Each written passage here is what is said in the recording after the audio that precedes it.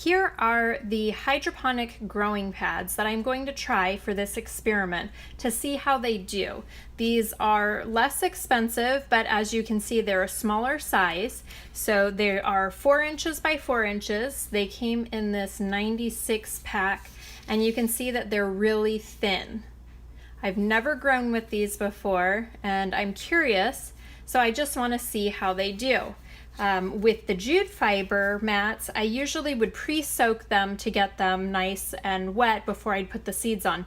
These feel paper thin, and I'm not confident that if I soaked them, they would stick together. So for transport. So what I've done is I've lined these trays with, and I had to cut some smaller pieces to get them fit in here. I like to use 10-20 trays. However, for this type of medium, I think they will dry out too quickly because of the holes in the bottom of the 10-20 trays, so I'm using a sealed bucket, which is the same as what I used for the jute fibers. And I'm going to use my spray water in order to wet these all down before I put the seeds on. We'll see if this is sufficient to get them wet. And I can see they're kind of like bubbling up a little bit there. I'm not sure if you can see that, but they're laying back down flat.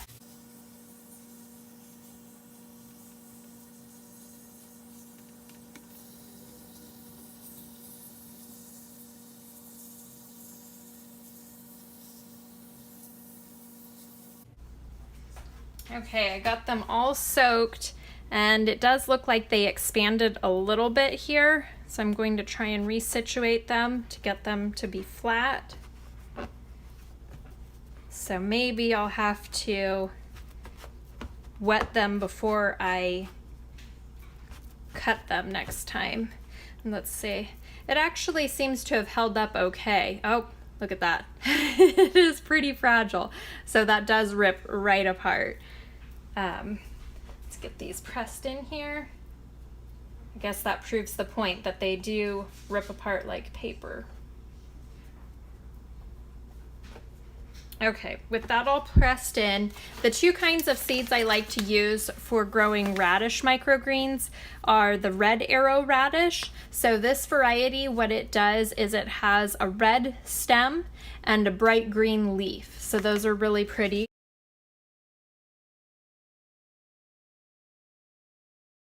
And then I do a tray of the red Rambo radish, which has more of a purple color leaf.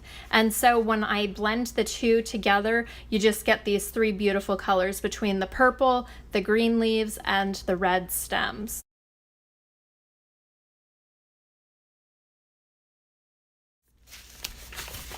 I simply take the seeds.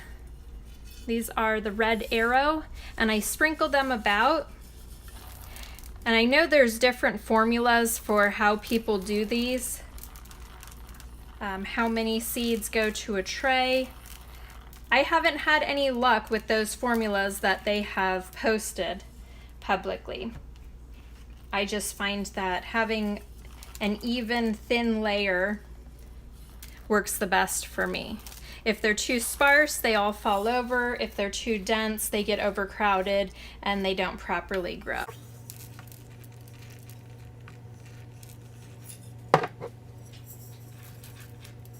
Okay, so far I'm not terribly impressed with these mats. They are not durable, they're very flimsy, and they curl up, and they do not quite lay flat. So that's the first negative mark for them.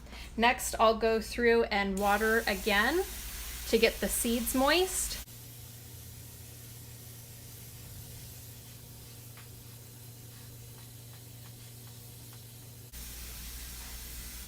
And then for the first 48 hours, I stack them on top of each other and put another bucket on top of that in order to keep the moisture in and allow them to start germinating.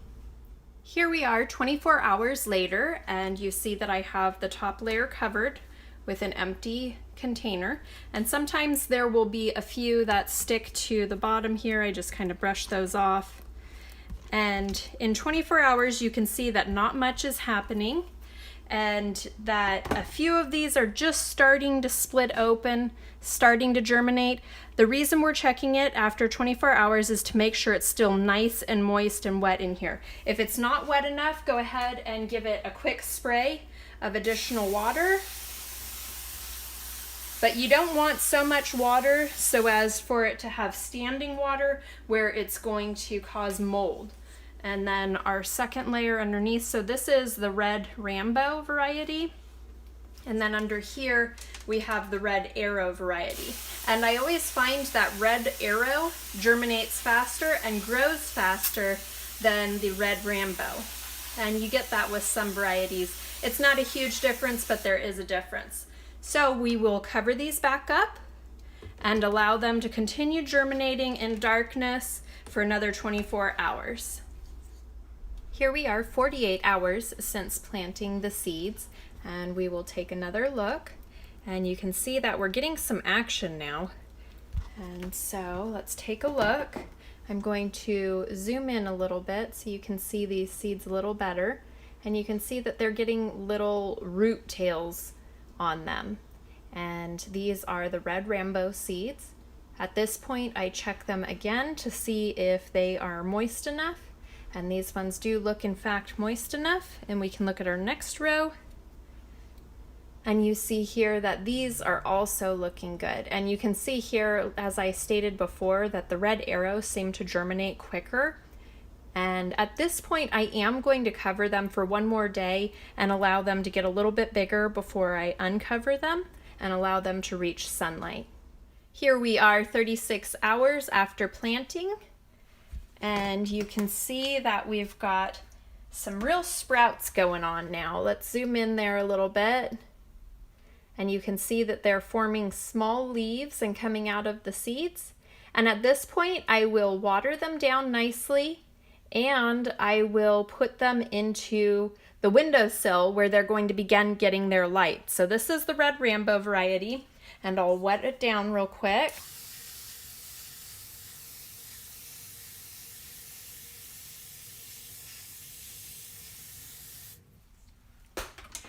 And then we'll take off this one, and we'll see underneath here that we have the red arrow variety. And it's very yellow because it hasn't yet had any sunlight, so it hasn't gotten any of its color yet.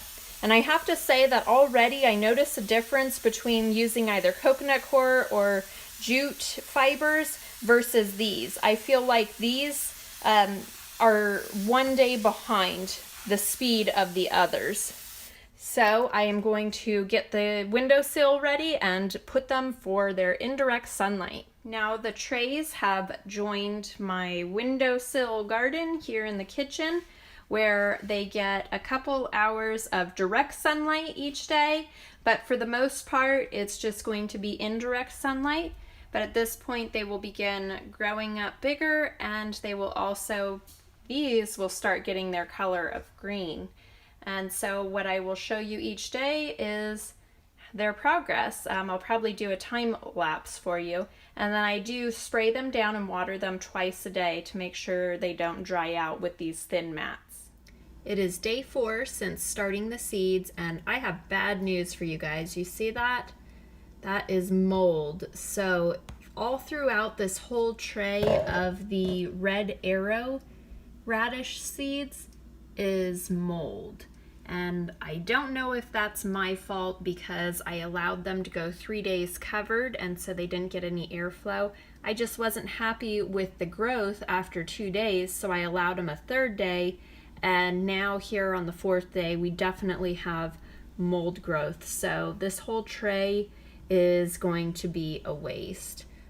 You definitely don't want to eat them with mold. But over here in the red Rambo tray, there's no mold, but they just really aren't thriving. I don't know if it's too dry. I've wet them twice today, so the mats are moist, but these guys just really aren't looking that great. I'm going to have to say, initially, I'm not that impressed with these growing mats. I really don't think that they're superior in any way, and I can't imagine myself using them again. I may start another tray of the red arrow radish today just to see if I can get some of those going, and I'll keep you updated on what these guys are doing.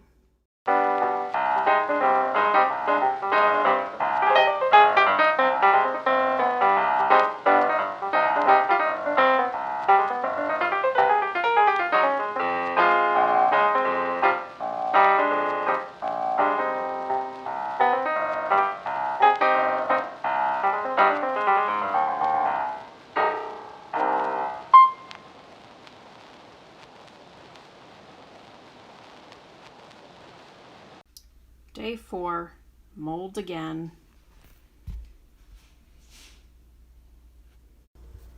Well, 7 days into this project, you can see what a mess it is.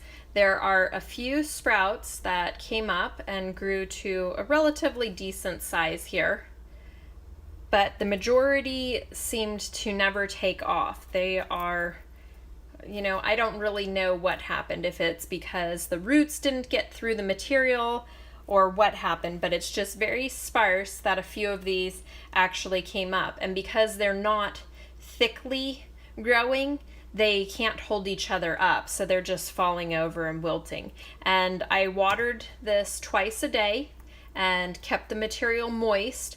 There's no mold or rotten anything going on here. It just simply doesn't work well for the microgreens. I'm going to have to call this a fail for these little pads, and trying to take them out of here, they just fall apart, and so I'll have to scoop them out of here.